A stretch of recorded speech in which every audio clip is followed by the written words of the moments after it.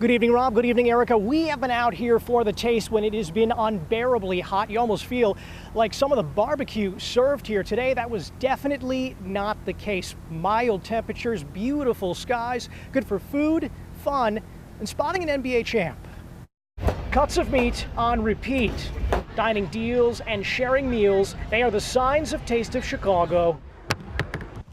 And we add this sign with a few words. Hungry for answers to this one question. What's for dinner? Some sushi. We saw a Chicago-style hot dog, never had it before, so I wanted to hit one. What's for dinner? It looked like there was a salad sitting on top of it. Never had anything like that. That was awesome. More than 70 businesses fill Grant Park, and what they're all making fills stomachs and exceeds expectations. Like a party in my mouth, you know what I mean? A hot party, because it was definitely hot.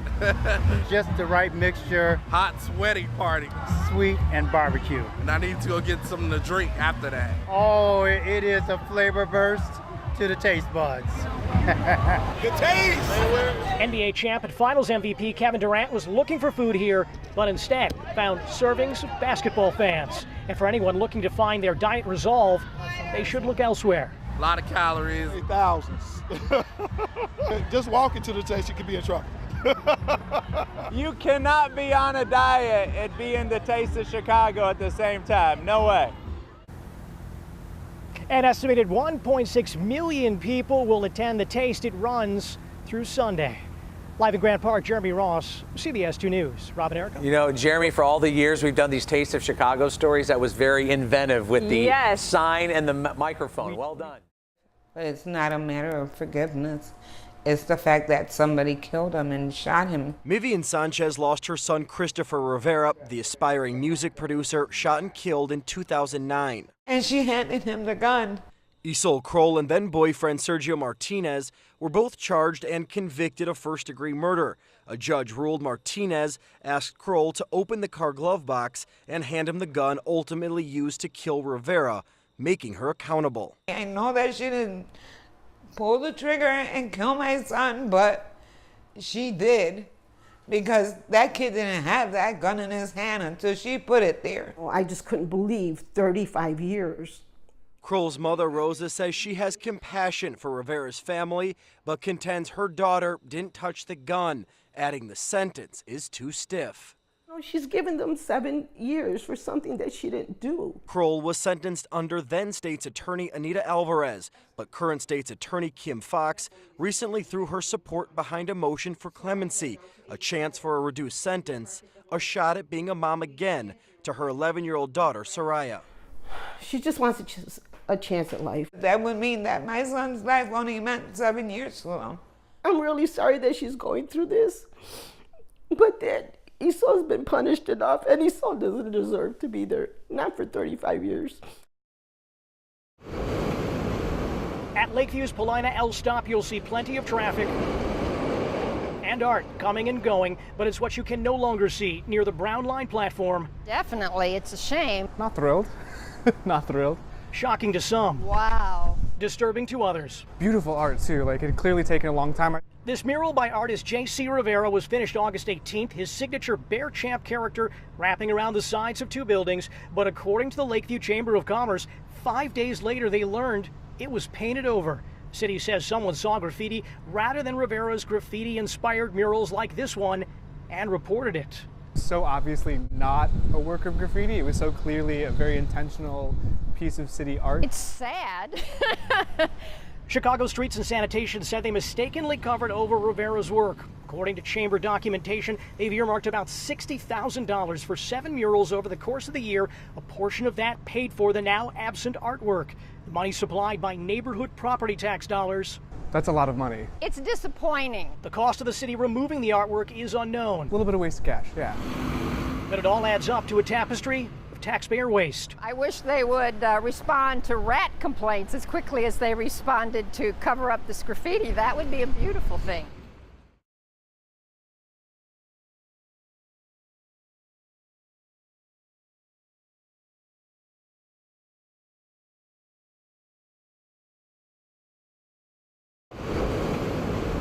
At Lakeview's Paulina L stop, you'll see plenty of traffic and and art coming and going, but it's what you can no longer see near the Brown Line platform. Definitely, it's a shame. Not thrilled. Not thrilled. Shocking to some. Wow. Disturbing to others. Beautiful art too, like it had clearly taken a long time. This mural by artist J.C. Rivera was finished August 18th, his signature Bear Champ character wrapping around the sides of two buildings, but according to the Lakeview Chamber of Commerce, 5 days later they learned it was painted over. City says someone saw graffiti rather than Rivera's graffiti-inspired murals like this one and reported it. So obviously not a work of graffiti. It was so clearly a very intentional piece of city art. It's sad. Chicago Streets and Sanitation said they mistakenly covered over Rivera's work. According to chamber documentation, they've earmarked about $60,000 for 7 murals over the course of the year. A portion of that paid for the now absent artwork. The money supplied by neighborhood property tax dollars. That's a lot of money. It's disappointing. The cost of the city removing the artwork is unknown. A little bit of waste of cash, yeah. But it all adds up to a tapestry of taxpayer waste. I wish they would respond to rat complaints as quickly as they responded to cover up this graffiti. That would be a beautiful thing. All right. Whose turn? Risha? It's your turn. 18-year-old Larisha Plummer plays a friendly game of Uno with her former high school teacher, a teacher she calls Mom, a teacher who's helping the recent graduate and new mother build her future. So she's a pretty special teacher, huh? Yeah, no, she ain't even no teacher. She's it's just, I can't describe her. She's a person that I look up to, that I really, truly respect. Plummer met LaShonda Carter a few years ago when both were at Chicago's Harper High School. They bonded after the then self-described troubled teen turned to Carter for guidance and support. She actually held me while I was crying, wiped my tears away. She was just a blessing to have. I just need them to know that you're just not a paycheck for me. You're not just a paycheck for me. It's a philosophy Carter takes seriously, so she didn't hesitate Thursday morning when Plummer asked if she could drive her to a job fair and watch her newborn while she went inside. She's in the job fair now, and I'm sitting inside my car holding her 5-week-old beautiful baby girl. Carter made this video and offered this insight. This is the part that most people don't know that the educators do. There are tons of teachers who do this every single day. I'm no different from them. That, says Carter, is what she wants people to know, that teaching for so many is an all-the-time job. I've seen teachers buy prom dresses, prom shoes, tuxedos for prom, get students haircuts. That compassion is now Plummer's motivation. I just want to graduate for her and become everything I said I was and promised her I wanted to become. I think sometimes we forget that we all make bad choices sometimes, and sometimes we want to hold that over people's heads. Nobody's going to do that with my kids. Beer delivery man Mitch Fuller sees double parking as a way of life. Have you ever had a ticket for double parking? Yeah, we just got one today.